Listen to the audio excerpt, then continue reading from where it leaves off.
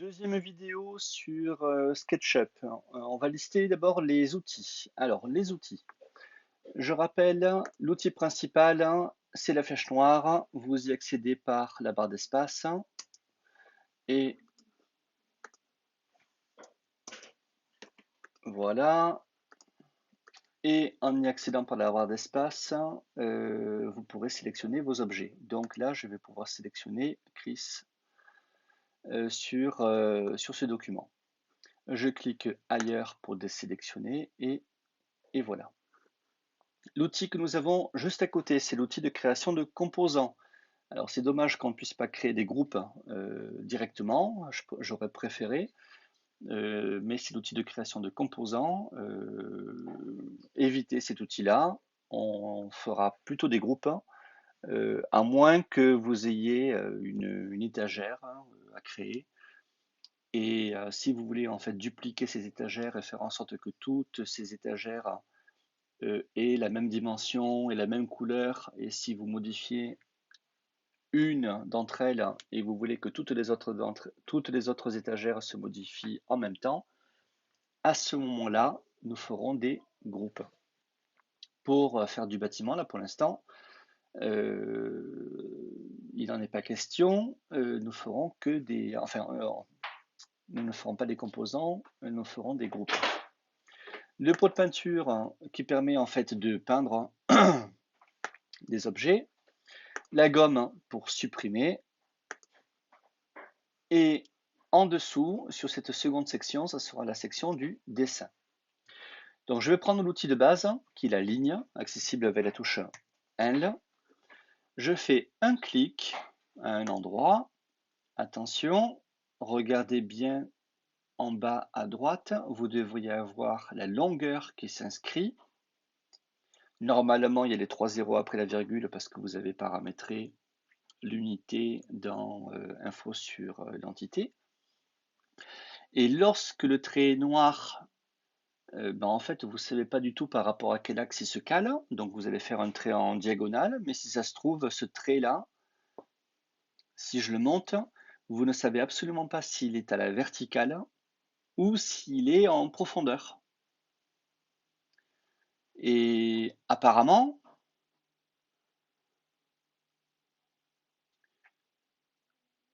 si je me mets comme ça, là, vous voyez que le trait fait à peu près 1,8 mètres.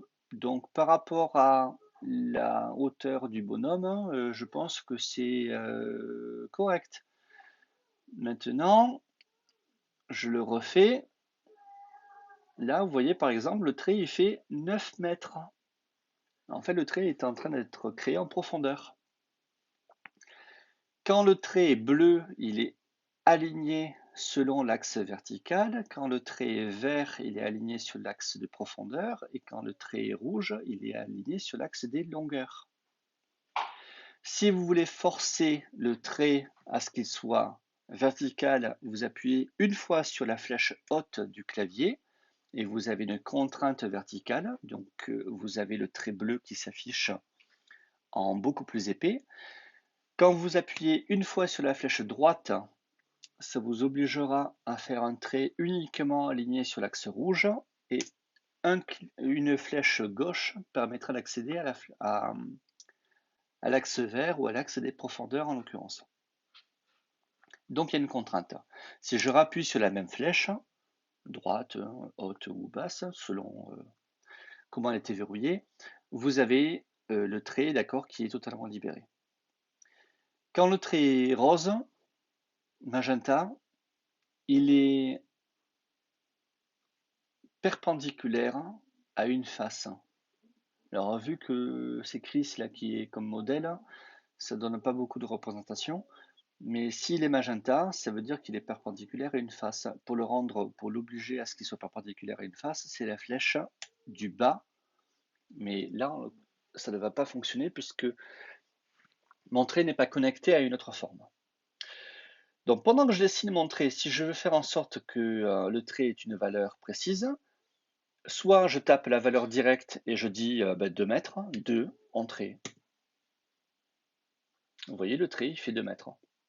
Attention, je suis toujours en mode ligne, hein, d'accord? Je suis toujours avec le crayon, donc je continue à faire un trait. Si je veux que le trait soit sur l'axe vert, eh bien j'appuierai sur la flèche gauche. Donc voilà, je fais 1 mètre. J'ai toujours ce qu'on appelle le magnétisme ici par rapport au premier trait. Et si je veux trouver, si je veux faire en sorte que cette longueur fasse exactement la même que l'autre, alors je rappelle, je ne clique pas, d'accord? J'ai juste la souris là, ou le clavier ou le trackpad en suspens, mais je n'ai pas appuyé. Je vais aller chercher le point sans cliquer dessus, hein. Vous le provoquez en fait. Vous demandez, tiens, toi, j'aimerais m'aligner par rapport à ça. Et après, vous vous déplacez doucement et vous devriez avoir en fait des petits pointillés verts en l'occurrence, puisqu'ils vont être parallèles à l'axe vert. Et s'il y a les petits pointillés verts et que le trait est rouge, il est parfaitement parallèle à l'axe rouge, et j'ai automatiquement mon trait qui va faire 2 mètres. Parfait. Je clique pour confirmer ou j'appuie sur Entrée et je n'ai plus qu'à relier.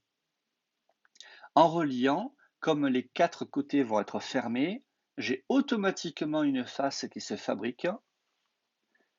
Et si je prends la flèche, donc accessible par la barre d'espace,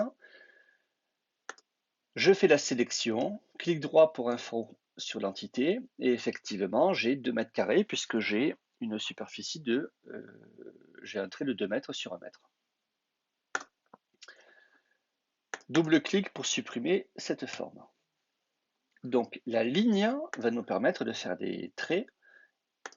Voilà. Et si vous posez le clic et que vous avez oublié de taper la valeur, par exemple, j'ai posé le clic ici à 2,47, mais j'ai oublié de dire, mince, il fallait que ça soit 2. Tant que vous avez la valeur inscrite en bas à droite, vous pouvez la modifier. Inutile de déplacer la souris en bas à droite. Vous tapez directement 2, entrée. 2, sous-entendu, 2 mètres. Maintenant, si je veux faire un trait, par exemple, qui va faire la hauteur du bonhomme, alors on va supposer qu'il va mesurer 1,80 m. Je fais un trait, si possible, aligné sur l'axe bleu, voilà, ou sinon j'appuie sur la flèche haute pour verrouiller l'axe bleu. Je ne maintiens pas la flèche, hein, d'accord? Je fais juste une pression et après je relâche. Là, il y a marqué 2,35. Je clique éventuellement pour poser la valeur, sauf que je veux qu'il fasse 180 cm. Au lieu de convertir 180 cm en mettant 1,8 pour sous-entendre 1,8 mètres, je tape directement 180, mais je tape cm pour préciser qu'il s'agit des centimètres. Entrée, et mon trait fait 180 cm de hauteur. On pourrait, j'appuie sur échappe ou sur la barre d'espace, en l'occurrence la barre d'espace pour récupérer ma flèche. La gomme va me permettre de supprimer les traits.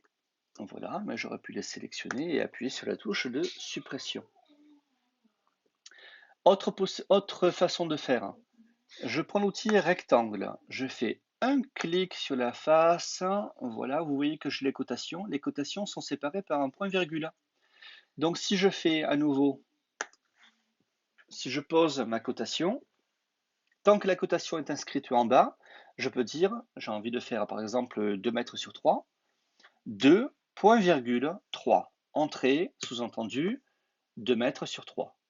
Si vous voulez que ce soit l'inverse, vous tapez 3,2, sous-entendu, c'est 2 en profondeur, 3 en longueur. La première valeur, c'est l'axe rouge.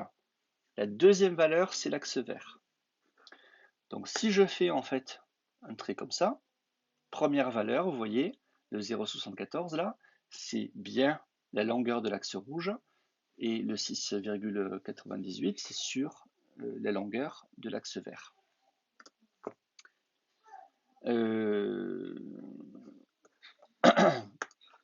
Voilà. Je triple-clique pour sélectionner tous les éléments.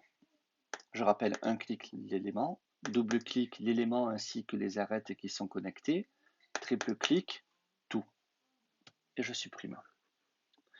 Donc je rappelle que dans Fenêtre Instructeur, quand vous prenez l'outil Sélection, il vous explique comment il fonctionne avec la touche majuscule, la touche Option et compagnie. Quand vous appuyez sur la ligne, il vous explique aussi comment ça fonctionne, et notamment la flèche haute, la flèche basse, etc. Quand vous prenez l'outil rectangle, il vous explique à nouveau comment ça fonctionne, c'est assez simple. Et là, si on fait la liste de tous les outils, donc là, ce sont tous les outils de construction, nous aurons donc la ligne, que vous connaissez. Nous avons la main levée, je maintiens, voilà, si je lâche évidemment. Bon, je n'irai pas dessiner un logo avec ça, mais pour détourer éventuellement un objet rapidement, pourquoi pas. Donc je sélectionne ces éléments et je les supprime. L'outil rectangle, je rappelle, si je veux faire un trait à la verticale, j'appuie directement sur l'axe droit par exemple, pour faire en sorte que mon trait soit aligné sur l'axe rouge, gauche pour qu'il soit aligné sur l'axe vert. Donc là, il s'agira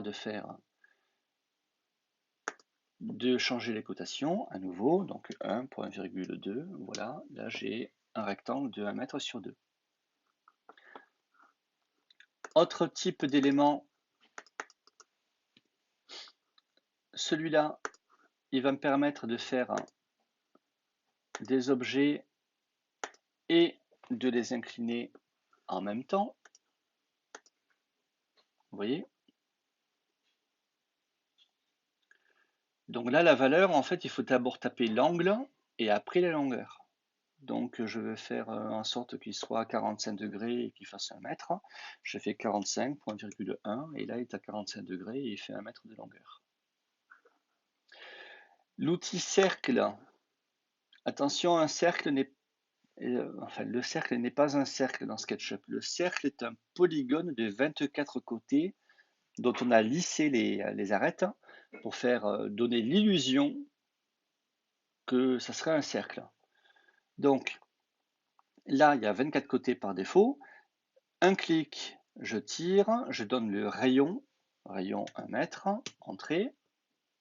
Si je prends l'outil pousser-tirer avec le P, un clic, je soulève, et vous voyez que là j'ai dessiné un cylindre. Mais si vous allez dans Affichage et que vous demandez la géométrie cachée, vous allez voir que ceci n'est pas un cylindre réellement, c'est un polygone de 24 côtés dont on a estompé, dont on a réellement adouci les arêtes. Donc chaque arête est sélectionnable et si je vais dans dans Info sur l'entité et que je décoche Adoucir et lisser, là je vais sélectionner ces arêtes-là.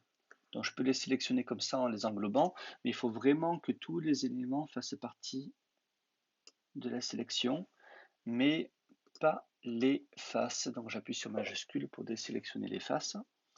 Si j'enlève Adoucir et si j'enlève Lisser, voilà, je vais enlever les arêtes de façon à ce que vous puissiez mieux voir l'effet. Donc dans Affichage, style d'arête, je décoche arête et je vais décocher géométrie cachée. Vous pouvez voir que en fait il y a un effet de dégradé, c'est l'effet de lissage qui a été apporté sur le cercle. Et là, je me retrouve plus en mode polygone. Donc c'est la différence que nous avons entre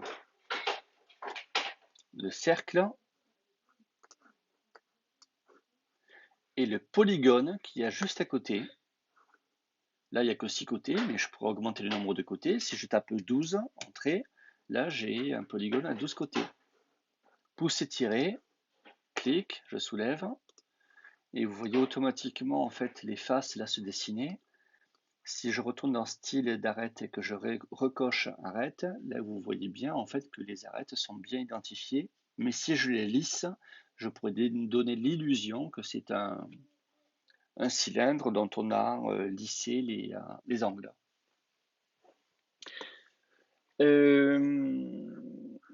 Donc triple clic, je supprime ça, ou j'encadre les éléments dans leur globalité. Autre type d'éléments, donc j'ai tout ça, ce sont des objets fermés. Je passe directement sur celui-là. Ça, c'est pour faire des quarts de cercle, hein, des camemberts, voilà. Si je prends, alors je vais prendre l'outil pouce et tirer pour soulever l'objet. Si je prends l'outil arc, là, ça va me permettre en fait de dessiner, vous voyez, un petit peu comme un compas, ça fonctionne comme un compas. Je mets la pointe, je mets le crayon et je fais le dessin. Donc, par exemple, on pourrait définir le compas ici. Je vais ici, je fais ça, tac. Et là, éventuellement, avec l'outil pouce et tirer, là, comme j'ai découpé cette zone, là, je pourrais supprimer cet élément. On pourrait travailler évidemment dans le sens inverse. Mais pour travailler dans le sens inverse, je préfère utiliser l'arc à 2 points. C'est-à-dire que je vais demander en fait d'arrondir là cet angle. Je vais mettre ici, à peu près là. Vous voyez que là, il est en train de me dessiner un angle. C'est un demi-cercle en fait. Hein. Il dessine automatiquement le demi-cercle. Je vais me caler là. Quand il est magenta, ça veut dire qu'il est tangent à l'arête. Et là, vous pourrez choisir le type d'arrondi que vous voulez. Un arrondi plus insistant, moins insistant. Attention, là, je vais éviter en fait de sortir là du rectangle. Là, je préfère rester en magenta. Pousser, tirer. Évidemment, si je pousse mon objet jusqu'au bout, il va arrondir cet élément. Si vous ne voulez plus voir ce trait, il suffit de le sélectionner dans Info sur l'entité, vous demandez de l'adoucir. Hop, adoucir. Et en fait, si vous voulez le réactiver, le revisualiser, il faudra réafficher la géométrie cachée, resélectionner le trait et redécocher adoucir.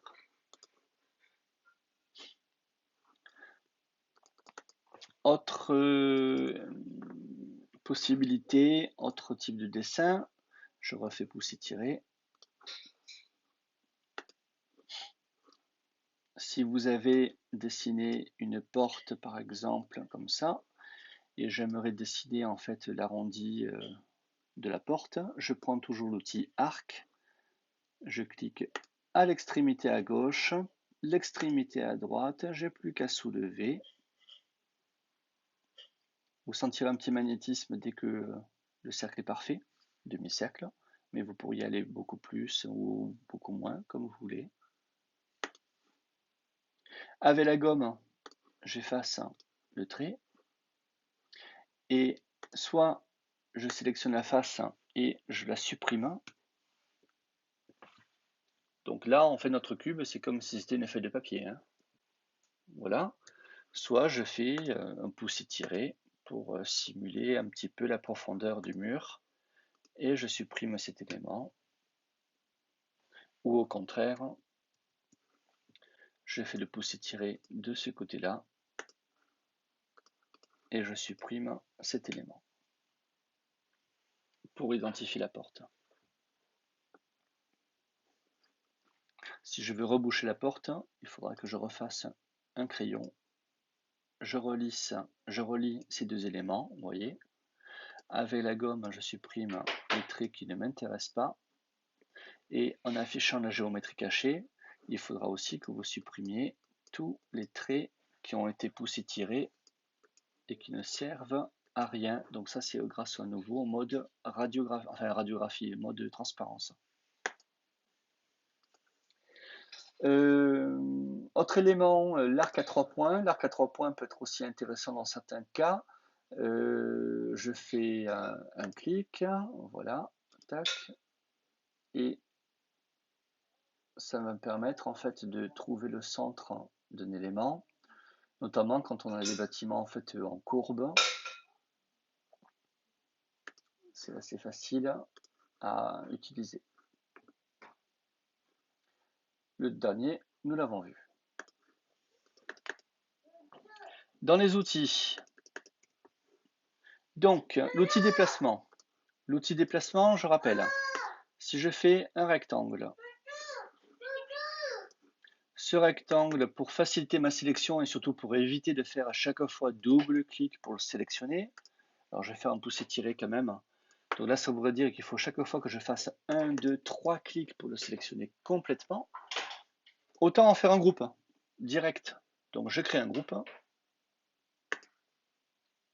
Ce qui signifie que par un seul clic, je peux l'attraper. Et je n'ai même pas besoin de le sélectionner parce que si je prends l'outil, alors l'outil pouce étiré ne fonctionnera pas en l'occurrence, mais l'outil déplacement, donc pensez à la touche M comme un mouvement. Là, avec cette croix rouge, je vais pouvoir passer ma souris dessus, faire juste un clic. Alors je précise bien le coin, d'accord? Vérifiez l'instructeur, là, ce qu'il vous donne comme information. Je fais juste un clic, je me déplace, et vous voyez, là, je suis en train de me déplacer. Et si vous regardez quand même aussi en bas, parce qu'en bas, vous avez une sorte de mini-instructeur, je rappelle là, ici, là, il vous dit, si vous avez appuyé une fois sur la touche Option, ou la touche Contrôle pour les PC, eh bien, vous pouvez faire une copie. Si je rappuie sur la touche Option, j'enlève la copie. Et j'ai plus qu'à cliquer pour faire ma copie. Pareil, si je déplace cet élément pour le déplacer verticalement et l'obliger à ce qu'il se déplace verticalement, j'appuie une fois sur la flèche du haut et j'ai verrouillé le déplacement à la verticale. Flèche droite sur l'axe rouge, flèche gauche sur l'axe vert. Et je rappuie sur la flèche gauche là pour me libérer de cette contrainte. Puisque j'essuie, il y a des options un petit peu plus évoluées. Je vous demande à nouveau de vous référer à la fiche. Si je prends l'outil de déplacement et que je me déplace, j'appuie sur la touche CTRL pour faire, la touche Option pardon, pour faire une copie. Voilà. Là, je tape la distance de copie. Par exemple, je veux que la copie soit tous les mètres. Donc j'appuie sur 1, entrée. Donc j'ai validé la copie à 1 mètre. Et dans la foulée, je veux que cette copie soit répétée. Donc pour la duplication des étagères, ça va être vraiment important par exemple. Dans la foulée, je marque X3 ou 3X. Attention évidemment, il faut que la première copie soit effective. 3X ou étoile 3, ça marche aussi. Et vous en avez rajouté 3 de plus. Donc ce qui revient à 4 au final. Si au contraire, je supprime ces éléments, toujours avec l'outil déplacement, vous voulez rajouter des éléments entre ces deux éléments, je positionne cet élément à 4 mètres, je fais slash, donc diviser par le nombre d'éléments que vous voulez rajouter. Donc si au final je en veux 4, je fais diviser par 3. Et là, je me retrouve avec 4 éléments. Je peux changer encore, hein. Divisé par 4, j'en aurai 5 donc. Divisé par 5, il y en aura 6. Divisé par 6, c'est bon. Divisé par 7, non, attention, là il se chevauche, donc ça ne peut pas fonctionner. Donc là, je ne peux en mettre que 6 au maximum. Si je voulais qu'ils soient tous collés les uns contre les autres, alors je sélectionne tout et avec majuscule, je désélectionne celui-là. Je prends la touche M, je prends le coin en bas à gauche, pas le coin ici, parce que sinon vous n'aurez pas le magnétisme. Je prends ce coin en bas à gauche, j'appuie sur la touche Option, voilà, je me cale bien, donc là ils sont vraiment collés les uns contre les autres. Je pourrais remonter un petit peu plus, par exemple, pour faire marche d'escalier. Je clique, et je tape X10 ou 10X et j'en ai rajouté 10 de plus. Donc là, j'ai 11 marches. Bon, un peu grande les marches, mais ça me permet de dupliquer mes objets. Si je veux que tous ces objets, alors je rappelle, ce sont des groupes, hein, donc si je retourne en structure, vous voyez que vous avez plein de groupes. Si je veux que tous ces groupes soient associés, je les sélectionne tous. Je peux les sélectionner ici, hein, en appuyant sur majuscule. Hein, vous voyez. Et pareil, clic droit, créer un groupe. Et donc là, j'ai fait un groupe de ces groupes. Donc un clic, j'ai sélectionné l'ensemble. Et un clic à l'extérieur pour sortir de ce groupe. Si vous voulez annuler le groupe, clic droit, éclater le groupe. Mais si vous voulez rentrer dans le groupe sans l'annuler, très important, je double-clique, un clic pour attraper les objets. Et si je veux re-rentrer dans un groupe, je redouble-clique. Et là, vous voyez, je suis en une sorte d'isolation. Je peux à nouveau afficher la transparence si j'en ai envie. Je pourrais éventuellement aller dans Info sur l'entité, dans Info sur le modèle, pardon. C'est pour ça que j'ai rajouté le panneau Info sur le modèle. Et dans Composants, même si c'est un groupe. Je coche la case masquer pour estomper le reste du modèle. Donc là, vous voyez, je peux travailler uniquement sur cet objet-là. Et un clic à l'extérieur pour sortir du premier groupe, un deuxième clic encore à l'extérieur du groupe pour sortir du groupe principal.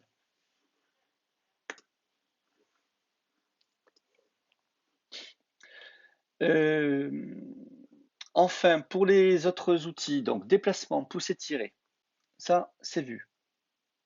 Pivoter. Vous avez fait votre rectangle, il n'est pas sur le bon axe. Vous voudriez que ce rectangle soit à la verticale ou vous voudriez qu'il soit dans l'autre sens. Flèche, je double-clique pour sélectionner cet objet ou pour en faire un groupe. Je prends l'outil pivoter. Pareil, flèche droite, flèche gauche, flèche haute. Vous choisissez l'axe de déplacement.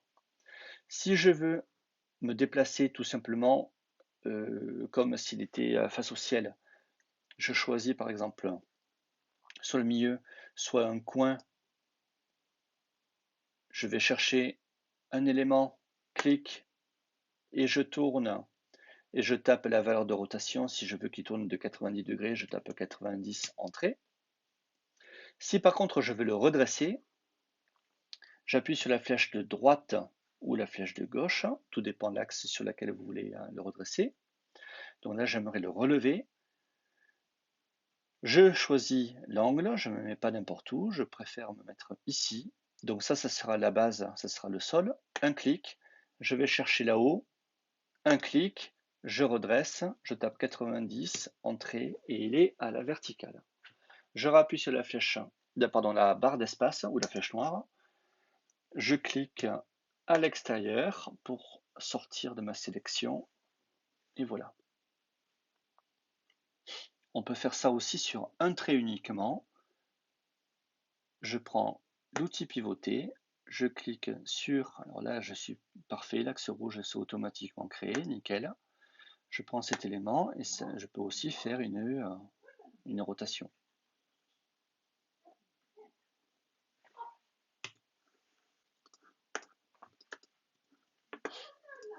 Déplacement, rotation.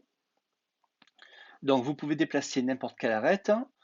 Donc si je fais l'exercice de la maison Monopoly, je prends l'outil ligne. Vous avez automatiquement un point d'inférence. Le point d'inférence, c'est le point en fait qui va se magnétiser automatiquement au centre, qui va reconnaître donc le milieu.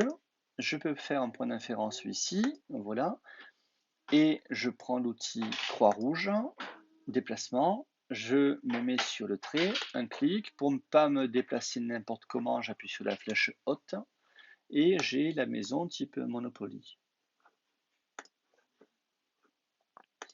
Triple clic pour sélectionner l'ensemble ou pour le grouper ou autre. Au niveau des tailles et des dimensions, si j'ai fait un rectangle et que ce rectangle, malheureusement, j'ai pris la flèche noire et je n'ai plus mes mesures, j'aimerais refaire à nouveau un rectangle de 2 mètres sur 3 par exemple. Je clique sur le trait, vous voyez dans Info sur l'entité, là il fait 2,70 alors que je voudrais qu'il fasse 3. Et là il fait 1,37 alors que j'aimerais qu'il fasse 2. Je double-clique sur cet élément. Je prends l'outil échelle. Et très important sur l'échelle, il faut mettre l'unité de mesure. Parce que si vous prenez le trait là, ce point-là, un clic, je me déplace parce que je veux l'agrandir ou le réduire. Même si vous le réduisez, de toute façon, ça ne fait aucune différence. Sauf si vous voulez le réduire ou l'agrandir, on va dire, comme vous le désirez, librement. Si moi je veux travailler sur la longueur de cet élément, donc je choisis cet axe-là, je clique pour poser, il y a marqué 0,33, c'est un facteur, c'est une échelle, ça veut dire que c'est 33% plus petit. Si je tape 2 parce que je veux que ça fasse 2 mètres, il va me faire 2 fois plus grand. Si je veux vraiment qu'il fasse 2 mètres, je tape 2M, et là il fait 2 mètres.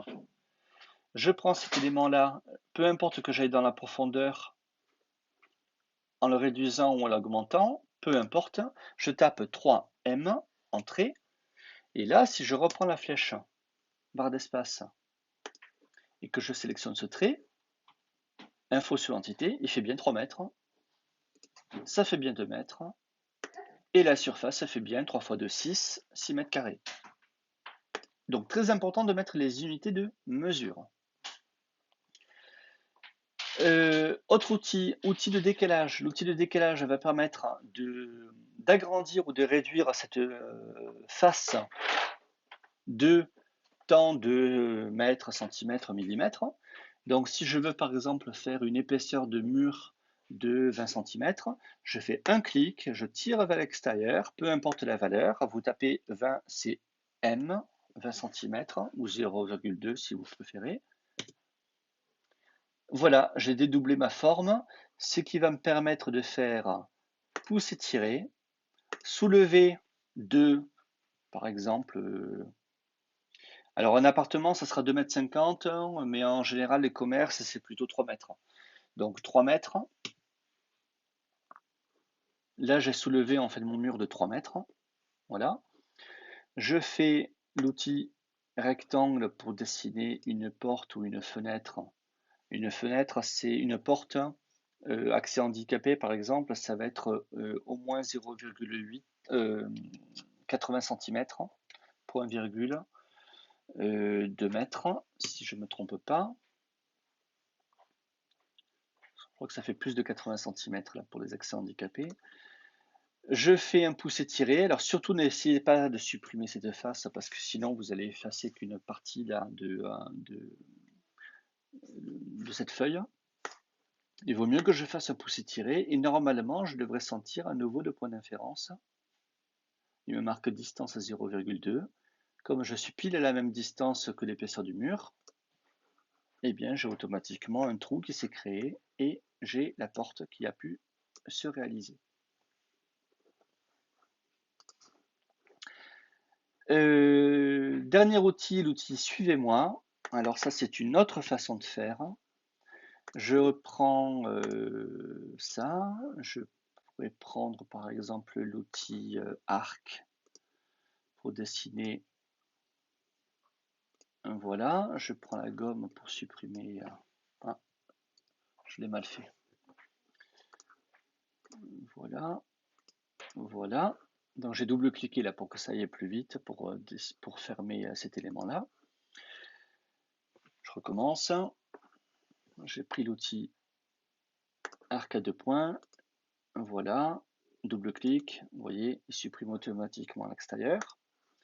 Si je fais par exemple un rectangle, je veux absolument qu'il soit vertical. Donc avec la flèche droite ou avec la flèche gauche, vous voyez, je dessine la verticalité. Je veux qu'il fasse allez, 50 cm, 50e point virgule sur... non, pardon, on va pas faire cette taille-là.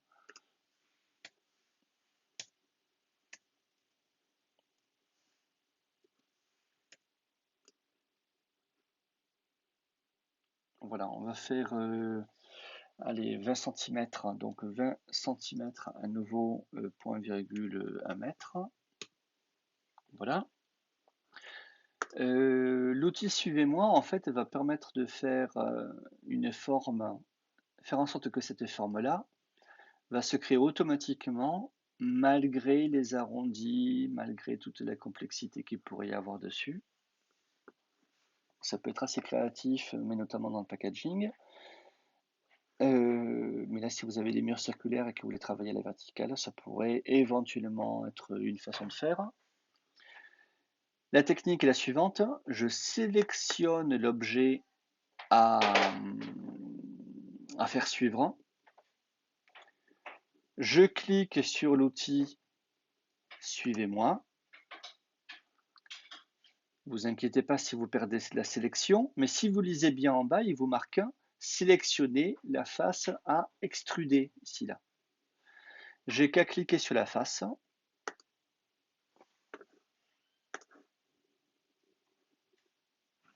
Alors évidemment, j'ai fait pile l'inverse. Donc je sélectionne la face à suivre. Je fais un clic sur le suivez-moi et je clique sur cet élément et il a suivi mon objet. J'annule. Donc soit je prends cet outil-là, je fais un clic sur la face extrudée et j'essaye de faire le tour complet. Soit, de toute façon, même si je double-clique là, normalement, vous voyez, il faut vraiment l'aider là, de façon à ce qu'il fasse le tour complet. Soit beaucoup plus vite. Avec la flèche noire, j'ai tout simplement sélectionné la face à suivre. Je prends l'outil Suivez-moi, je clique ici et puis terminé.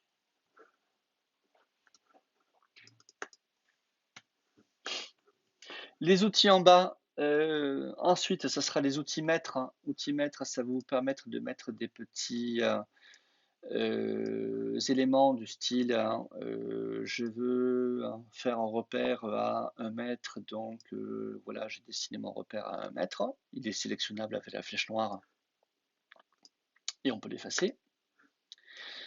Je peux aussi éventuellement faire tout simplement, hop, voilà, alors là il y a une sorte de petite croix en plein milieu là, qui est un peu compliqué à sélectionner à vrai dire, mais quand vous faites un encadré comme ça, en fait, il y a la possibilité de sélectionner ce point de guidage. Vous voyez dans l'info sur l'entité, le point de guidage, que je peux masquer ici, tout simplement en enlevant les guides, mais les guides ne sont pas supprimés, ils sont tout simplement cachés.